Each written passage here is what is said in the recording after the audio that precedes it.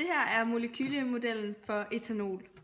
De hvide er hydrogen, den røde er oxygen, og de sorte er kul. Formlen for etanol den er C2H6O.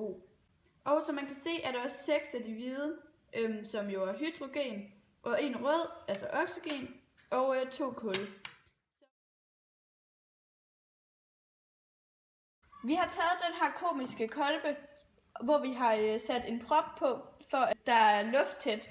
Og så har vi sat et glasrør med vinkel på ned i, hvor en rød slange her fører ned i det her bæreglas. Nede i kolben er der 250 ml vand, et kvart gær og noget sukker. Fra starten af så var det bare helt normalt vand, der var nede i det her bærglas. Det vi gjorde var, at vi satte den her komiske kolbe over en bunsenbrænder, for ligesom sådan at få gang i processen.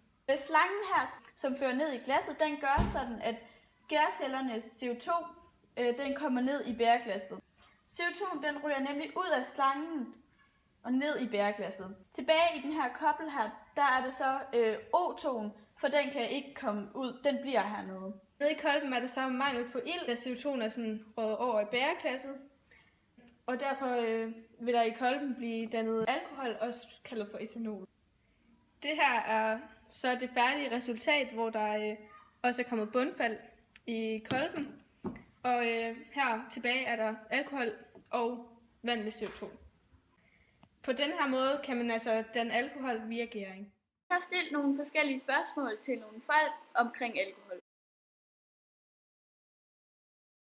Jeg tænker, at det er noget, man bruger til at både at have det sjovt, men også til at nyde.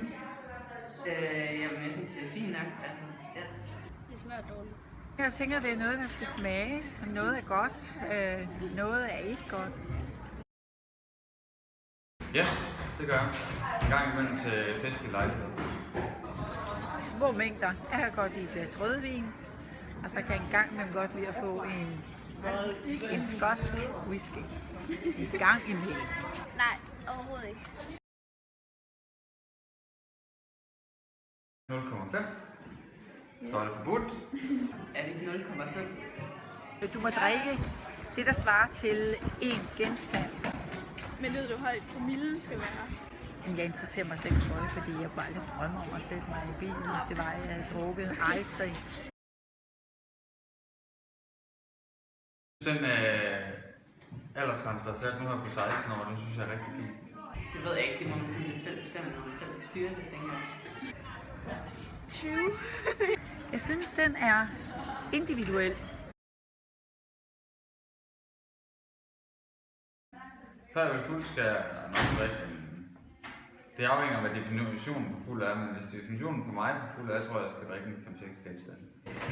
Det ved jeg ikke. 5, 6.